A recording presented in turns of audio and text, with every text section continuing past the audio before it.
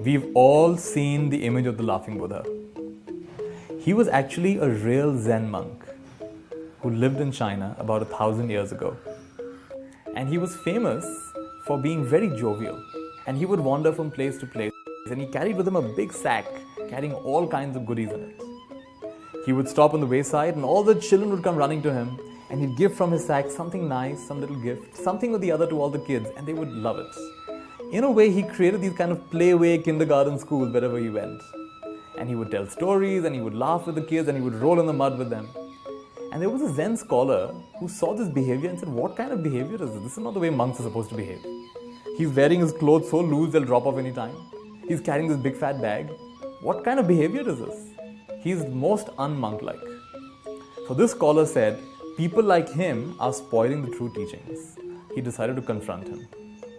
So one day, as this monk was walking down the road, this Zen scholar came in front of him and pulled out a sword and held the sword to him and said, tell me the meaning of Zen. And you know, this laughing Buddha, as he was called, always smiling, suddenly stopped smiling. And he released this big bag he was carrying. Loud sound. And then he smiled again. The scholar was still not fully impressed, so he said, how does one realize Zen? And he picked up the bag and put it on his shoulder, turned around and started walking away. And the scholar realized he's in the presence of greatness, that he'd made a big mistake. He threw his sword away and went and asked for forgiveness. So in this story, without even saying anything, the monk is conveying some of the deepest lessons. What is the meaning of Zen? Put down the burden. What burdens are we carrying? Mental, emotional, from the past, worrying about the future.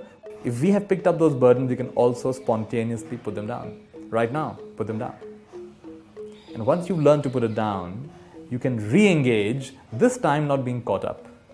You don't run away from your responsibilities, you engage without getting caught up in them. And so he picked up the bag again and he began walking. So in this way, this monk who appeared to be very jovial and superficial and just fooling around, turned out to be someone who was deeply wise. And that deep wisdom did not take away his playfulness. So we can be very much connected to ourselves and we can also be very playful. So this is a light-hearted approach to a really wise way of living. And the laughing Buddha, the Zen monk, represents that wonderful teaching.